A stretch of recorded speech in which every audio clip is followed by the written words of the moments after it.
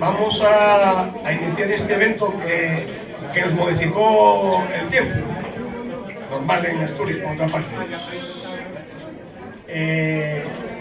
Saludos en nombre de las organizaciones que participen en este evento, a todos. Bienvenido Ángel Torres, el cónsul de la República de Cuba en Santiago de Compostela. Gracias por su presencia. Este año recordemos que se cumplen 25 años del hermanamiento entre la ciudad de Gijón y la ciudad de La Habana, y que también se cumplen 500 años de la fundación de esa ciudad. Esperamos, deseamos, que Marcelo calle un poco la boca y se lo oye desde aquí. Digo que esperamos, deseamos y exigimos recuperar las políticas de cooperación que durante 8 años la derecha de este país se cargó, y además, especialmente, todo lo relacionado con Cuba. Todo lo relacionado con Cuba, el gobierno de la derecha de Foro se lo cargó. Ahora hay una nueva corporación a la cual esperamos y exigimos que retome todos esos convenios y actividades de solidaridad. Sin más, voy a dar la palabra a Carlos Penalba, que normalmente siempre está detrás de las fotos y grabando, y hoy va a estar delante hablando. Carlos es un buen amigo de la Revolución Cubana, conoce mucho aquello, y nos va a dirigir en nombre de todas las organizaciones las palabras que correspondan. Adelante.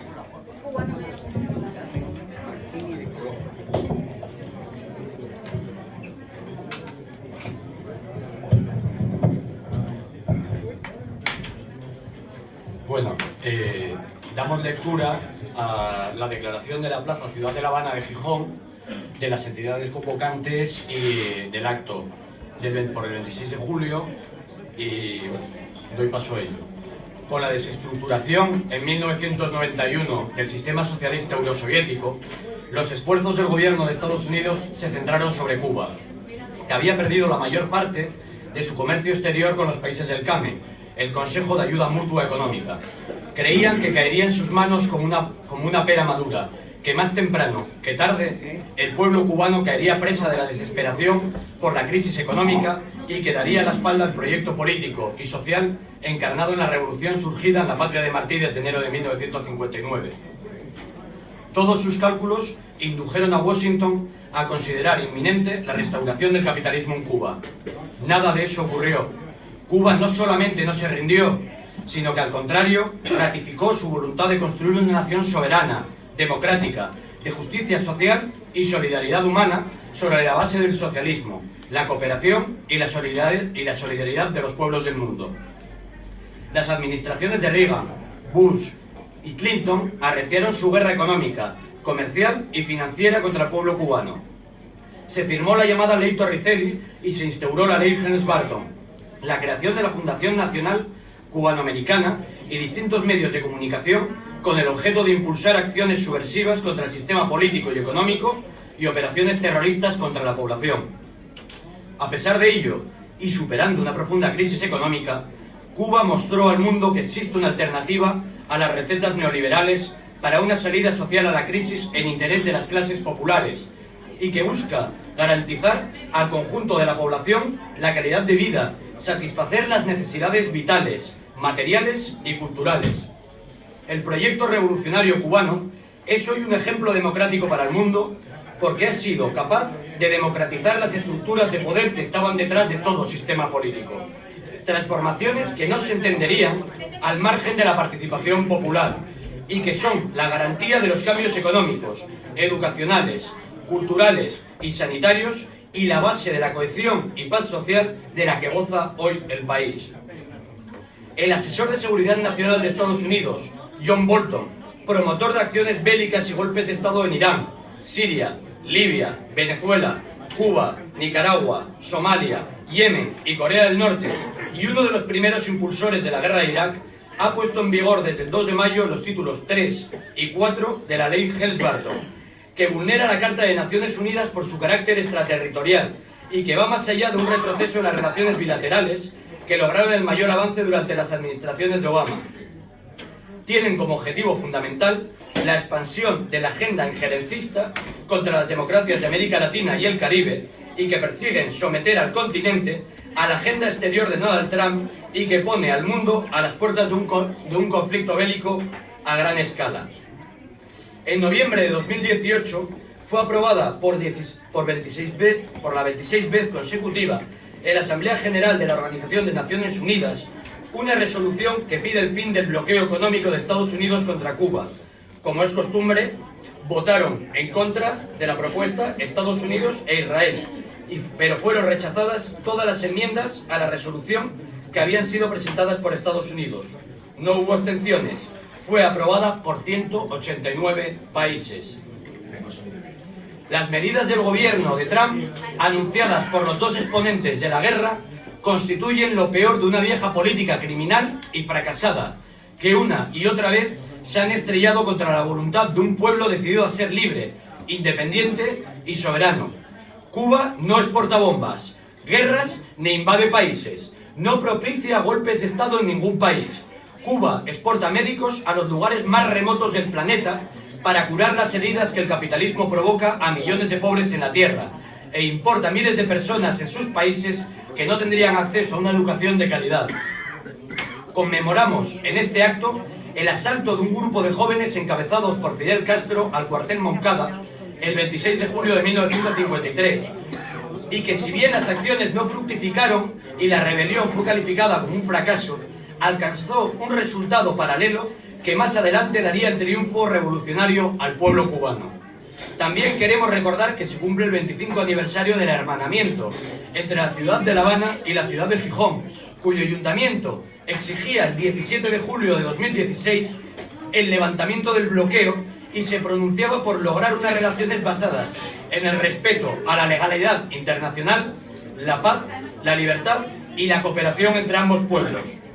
Hoy, desde la Plaza Ciudad de La Habana de Gijón, expresamos nuestro más enérgico repudio a las acciones adoptadas por Estados Unidos, dirigidas a recrudecer el criminal bloqueo económico, comercial y financiero contra el pueblo cubano, y hacemos un llamamiento a multiplicar las acciones por la paz, contra las violaciones del derecho internacional y las agresiones a la independencia y soberanía de los pueblos de Venezuela bolivariana, de la Nicaragua sandinista y de la Cuba martiana y fidelista en este complejo momento histórico, regional y mundial. Contra el bloqueo genocida y por la paz y por la solidaridad internacional. Contra la guerra imperialista y por la paz entre los pueblos y las naciones. ¡Viva Cuba soberana, libre y socialista! ¡Viva!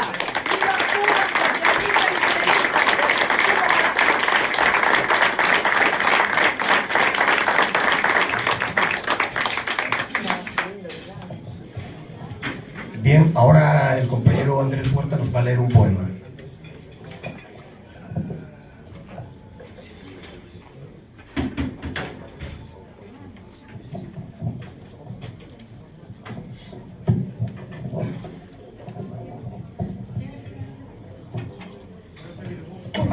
Hola, voy a leer un poema de Carilda Oliver Lara que se titula Fidel. No voy a nombrar a Oriente, no voy a nombrar la sierra, no voy a nombrar la guerra penosa luz diferente. No voy a nombrar la frente sin un cordel, la frente para el laurel, la frente de plomo y uva. Voy a nombrar toda Cuba, voy a nombrar a Fidel. Ese que para en la guerra, aunque la luna le hinca, ese de sangre que brinca y esperanza que se aferra. Ese que en valor se baña, ese que allá en la montaña es un tigre repetido y donde quiera ha crecido como si fuera de caña. Ese Fidel insurrecto, respetado por las piñas, novio de todas las niñas que tienen el sueño recto. Ese Fidel, sol directo sobre el café y las palmeras. Ese Fidel con ojeras vigilante en el turquino, como un ciclón repentino, como un montón de banderas. Por su insomnio y sus pesares, por su puño que lo veis, por su amor al 26, por todos sus malestares, por su paso entre espinares de tarde y de madrugada, por la sangre del Moncada y por la lágrima aquella que habrá dejado una estrella en su pupila guardada, por el botón sin coser que le falta sobre el pecho, por su barba, por su lecho sin sábanas ni mujer, y hasta por su amanecer con gallos tibios de horror. Yo empeño también mi honor y le sigo en la batalla, en este verso que estalla como granada de amor. Gracias por ser de verdad, gracias por hacernos hombres, gracias por cuidar los nombres que tiene la libertad.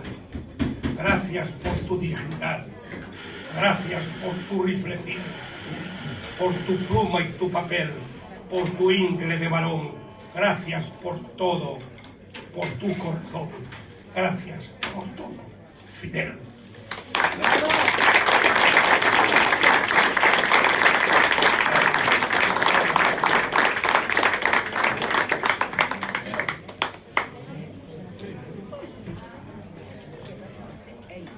Bien, como sabéis, la Revolución Cubana probablemente es la más solidaria que existe en el mundo.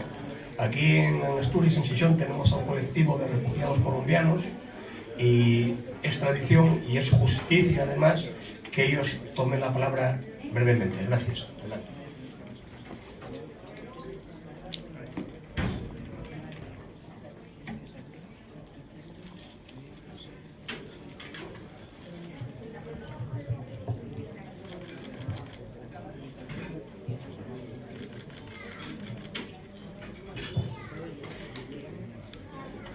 En el plano de las relaciones internacionales, practicamos nuestra solidaridad con hechos y no con bellas palabras. Palabras del revolucionario Fidel Castro. Buenos días para todos. Mi nombre es Juan Armando Niño. Hago parte del colectivo de colombianos refugiados y refugiadas acá en Asturias. Somos 6 compañeros que estamos en este momento haciendo parte de este colectivo de refugio temporal por el tema de persecución y por el tema de amenazas, por defender los derechos humanos y por ejercer liderazgos sociales en Colombia.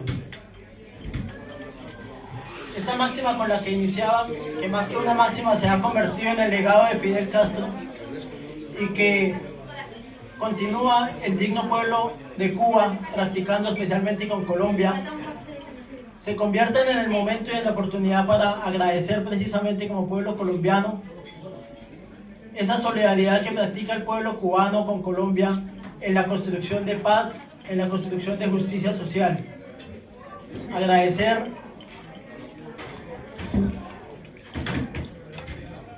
el papel que ha jugado el gobierno cubano y que jugó durante los 4 años en la mesa de diálogo con la Fuerza Armada Revolucionaria de Colombia, FARC, que culminaron precisamente con la suscripción de un acuerdo que se conoce como el Acuerdo de La Habana y que continuamos exigiendo al Estado colombiano que cumpla lo allí acordado, porque contrario a ese cumplimiento está precisamente exterminando al que en otra hora fuera un movimiento revolucionario y que hoy, sin las armas en la mano, está masacrando este pueblo revolucionario que confió en el Estado colombiano y suscribió un pacto de paz. De igual manera, agradecer el papel tan importante que juega como garante de las mesas de conversación con el Ejército de Liberación Nacional, que de manera unilateral el gobierno colombiano quiso suspender con el nuevo gobierno del presidente Iván Duque, y que como una muestra de dignidad y de soberanía el pueblo cubano no ha ejecutado la orden de Interpol de capturar y de extraditar a Colombia a los líderes de este Ejército de Liberación Nacional, porque ha dado cumplimiento precisamente a este papel de garante y a las garantías internacionales que hay en un protocolo que se estableció previamente con el gobierno y con el ELN.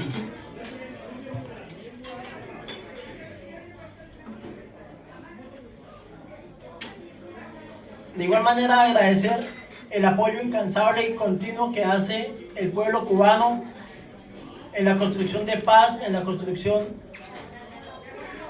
de justicia social en Latinoamérica y especialmente en Colombia, apoyando a los diferentes movimientos sociales con el tema de educación, con el tema de cultura, con el tema de erradicación del analfabetismo, y que de una u otra manera se convierten en el norte socialista y en esa luz que ve el movimiento social en Colombia y en Latinoamérica. Rechazamos también las políticas de injerencia continua que tiene el capitalismo internacional con el pueblo de Cuba, como recientemente los señalamientos de incluirlo precisamente en la lista de los países violadores de derechos humanos, desconociendo el papel tan importante que juega Cuba en los diferentes escenarios de construcción de paz a nivel mundial. Pero sabemos que estos continuos atropellos se conviertan precisamente en una herramienta con la cual el pueblo cubano fortalece su resistencia y fortalece su dignidad, y se convierte cada vez más en ejemplo para los pueblos de América Latina. Ayer Colombia alzaba el grito de exigirle al gobierno colombiano garantía para los defensores de derechos humanos y para los líderes sociales, y de respetar los acuerdos que ha suscrito con La Habana. Hacíamos este grito y este llamamiento en defensa de la paz, en defensa de la vida.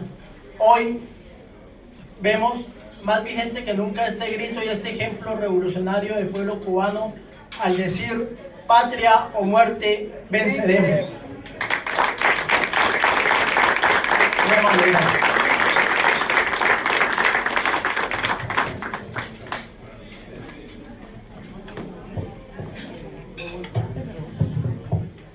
Bien, ahora nuestro invitado especial, el cónsul Ángel Torres, nos va a dirigir la palabra.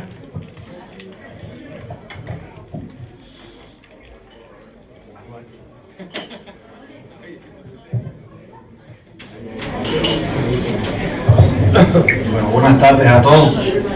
Nosotros en Cuba decimos buenas tardes a partir de las 12, aunque no hayamos comido todavía. Eso es norma en Cuba.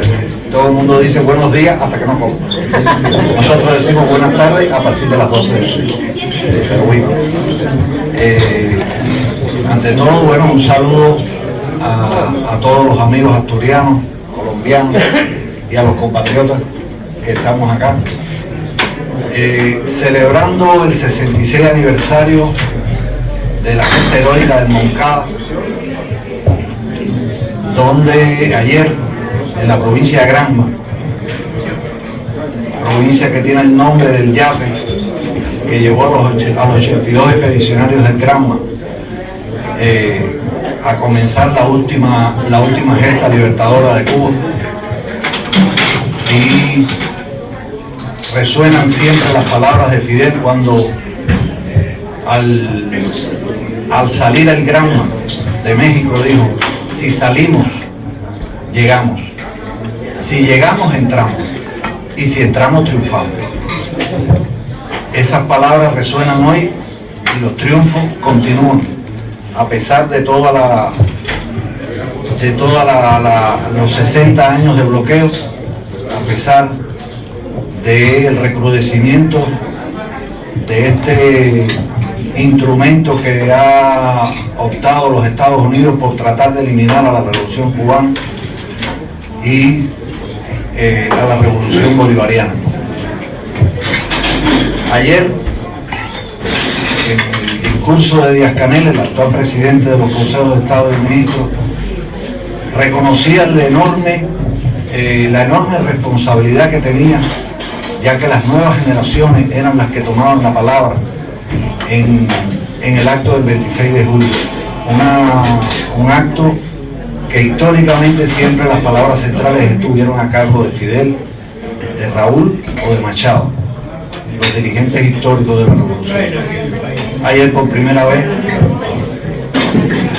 la continuidad de la revolución hacía uso de la palabra. Se impone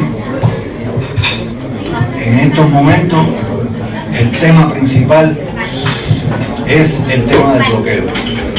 Recientemente estuvo aquí en Asturias y estuvo por Santiago uno de nuestros 5 héroes que estuvieron prisioneros en el imperio, el compañero Fernando González York, quien es presidente del Instituto Cubano de Amistad con los Pueblos, y agradeció en aquel momento, cuando estuvo en Santiago con nosotros, agradeció a muchos de la Francisco Villamil y amigos gallegos, agradeció la solidaridad en el periodo de tiempo que ellos estuvieron prisioneros.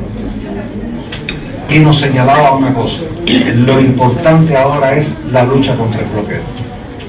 El bloqueo que se ha recrudecido enormemente, donde durante 4 administraciones norteamericanas, el título 3 de la Helms-Burton, más conocida como ley, bueno, fíjense qué título más rimbombante: Ley para la Libertad y la Solidaridad Democrática Cubana. Eso, ya con eso se dice todo. Que se aprobó con la firma del presidente Clinton el 12 de marzo de 1996. La ley Torricelli se había aprobado en 1992, pero realmente fue otro de las tantas leyes en el entramado del bloqueo que ya ni ellos mismos entienden. El tema de la Helms-Burton y la activación del título 3 de esta ley ya sí ataca a los posibles inversores y las empresas extranjeras que han invertido en Cuba, porque le da la facilidad, le da la legalidad, por decirlo de alguna forma, a los que en su momento fueron nacionalizados conforme a derecho, porque cualquier país tiene derecho, y está dentro de la legislación en cualquier país, a nacionalizar empresas que no contribuyan al desarrollo social. Lógicamente, al triunfo de la revolución, las grandes empresas eran norteamericanas: la empresa de teléfono, la empresa de electricidad, la United Fruit Company, que tenía las mejores tierras, más del 60% de las tierras de Cuba. Estas empresas fueron nacionalizadas conforme a derecho. Ellos no quisieron participar en las negociaciones, como participaron otros países que se fueron, que estuvieron de acuerdo en la nacionalización. Otras propiedades fueron expropiadas porque fueron obtenidas mediante delitos, mediante el robo del erario público. Estas fueron expropiadas y no fueron en ningún momento resarcidas, porque eran obtenidas mediante robos y delitos que se cometieron, y muchos de ellos no pudieron ser juzgados por los tribunales revolucionarios porque huyeron a los Estados Unidos y fueron recibidos como héroes. Muchos de ellos después comenzaron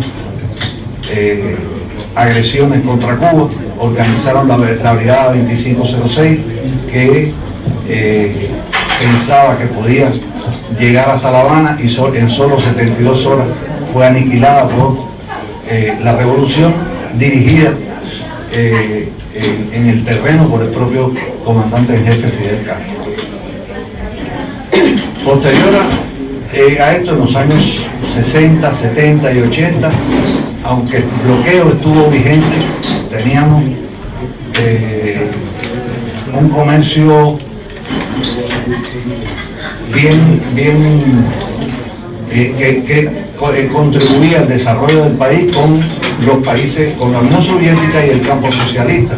Éramos miembros del CAME, Consejo de Ayuda Mutua Económica, y la revolución iba marchando por un camino de desarrollo y de igualdad. Llegó la desintegración de la Unión Soviética, del campo socialista y vino el recrudecimiento entonces del bloqueo. Muchos pensaban que la revolución terminaría, no había posibilidades de subsistencia y la revolución está aquí. La revolución continuó a pesar de una grave crisis económica donde llegamos a perder el 37% del Producto Interno Bruto, donde el conocido periodo especial en Cuba golpeó enormemente el sistema cubano, pero el cubano en general resistió y buscamos las fórmulas de salir de este periodo especial y en muchos casos con solidaridad y con la ayuda de muchos amigos en el mundo. Desde 1996 todos los presidentes que han estado de turno en la Casa Blanca han suspendido la activación del título tercero. Eso fue una negociación que se hizo con los congresistas Jesse Helm y Bunton, que se incluyera dentro de la ley la posibilidad de que el presidente pudiera suspender la activación de este título durante cada 6 meses. Y así lo estuvo haciendo hasta que el actual inquilino de la Casa Blanca, con la pandilla que lo precede, los Bolton, los Pompeo, que ahora ha hecho unas declaraciones que si no fueran tan peligrosas fueran dignas de risa. Después hablaremos de eso. Comenzaron con la activación del título tercero. Esto es una locura. Es una locura. Primero, han pasado 60 años. Segundo, no asistieron a las negociaciones en el momento que debieron asistir para el acuerdo de nacionalización de las empresas. Y otro de los aspectos sería que inundarían los juzgados norteamericanos de reclamo. Hasta los propios norteamericanos son capaces de definir quiénes pueden y quiénes no pueden hacer estas demandas. A uno le da derecho y a otros se lo pide. Esto, por supuesto, muchos países de la Comunidad Económica Europea, Canadá, siempre desde que se aprobó la GEL-Punto, crearon leyes antídotos en sus propios parlamentos contra esta ley. Cuba da la seguridad y las garantías a todos los empresarios extranjeros que invierten en Cuba y que trabajan en Cuba. Muchos son españoles y tienen todas las garantías y seguridades. Nunca van a ir a tribunales ni nunca se les va a permitir que sean juzgados. Eso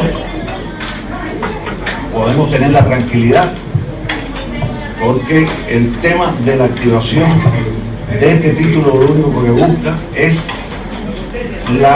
el miedo a que el inversionista extranjero pueda invertir en el territorio nacional para el desarrollo de la economía cubana y no pueda participar en el desarrollo de la economía. Ahora bien, hablaba del tema de Mike Pompeo, el secretario de Estado, donde dijo recientemente que el principal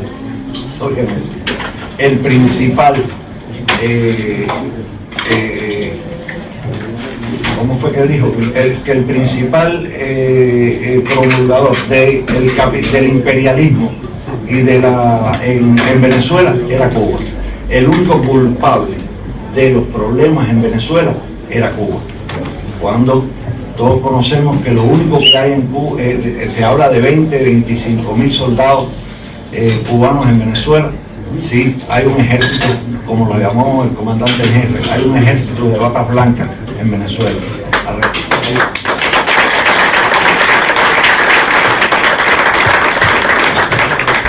Ese es el ejército que tenemos, donde no solo en Venezuela nosotros tenemos colaboración en las áreas de la salud en más de 60 países del mundo. Junto con Chávez se ideó la Operación Milagro, donde se han operado millones de personas de forma gratuita de enfermedades de la vista, donde prácticamente estaban desahuciados y ciegos y pudieron recuperar. Millones de personas han recuperado la vista. En algunos países, con gobiernos derechistas, retiraron el equipo de la Operación Milagro, como se conoce en América, pero todavía hoy en los países donde existe la Operación Milagro se continúa utilizando todo este sistema de la operación para aliviar uno de los graves problemas que existe en América Latina con la ceguera. Y en diversos campos también. Tenemos una profesora cubana ideó un sistema que se llama Yo Sí Puedo, donde millones de latinoamericanos han podido alfabetizarse con el sistema Yo Sí Puedo. En el campo de la educación todavía tenemos asesores de educación en muchos países de América, están en Bolivia, continúan en Venezuela y colaboran en el sistema educacional. Estos son los militares que tenemos, estos son los que ellos temen. Todo el tema del bloqueo contra Cuba no es nada más que miedo.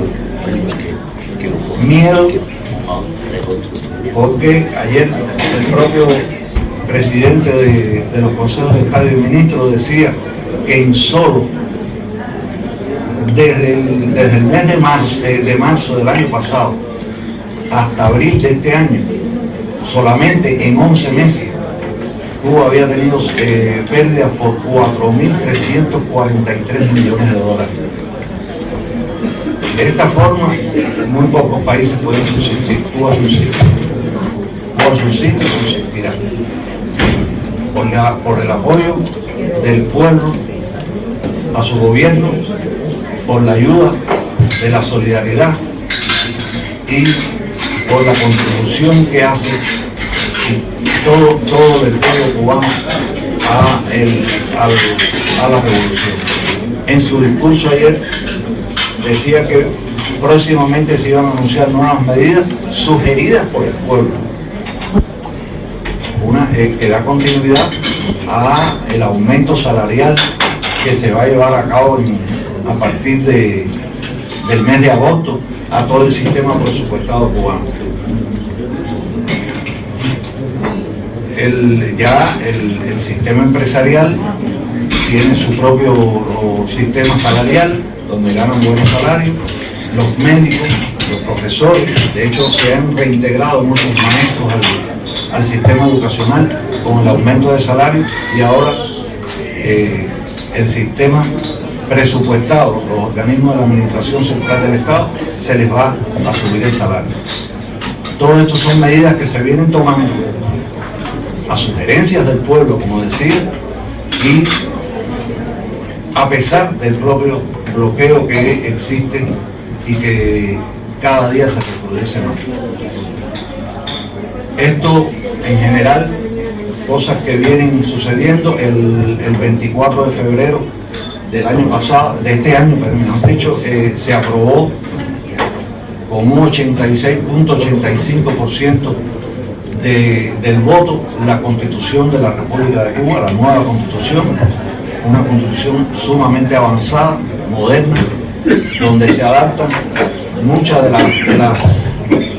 las propuestas de la población, que primero fue un referéndum popular, donde desde el barrio hasta los centros de trabajo, los sindicatos, todo el mundo pudo opinar, hasta la comunidad cubana en el exterior pudo opinar sobre la nueva Constitución. Se recogieron más de 20.000 opiniones de la comunidad cubana en el exterior, y el 24 de febrero el 86.85% de la población dio su voto por el sí. Ya el 10 de abril se promulgó esta nueva constitución aprobada por la Asamblea Nacional. A partir de ahí, en Cuba se está llevando un proceso legislativo muy profundo. Ya se aprobó el Consejo Electoral, se aprobó una nueva ley de pesca y se viene trabajando en el Código de Familia, que también será llevado a referendo popular. Estas son las cosas que vienen sucediendo. Todo el mundo conoce que en enero hubo un fuerte tornado en La Habana, donde la respuesta que dieron nuestros principales dirigentes, pero el propio Miguel Díaz-Canel estaba minutos después de haber pasado el tornado, estaba recorriendo todas las zonas afectadas y se dio respuesta inmediata al tema. Se pudo relacionar todos los damnificados y en un proceso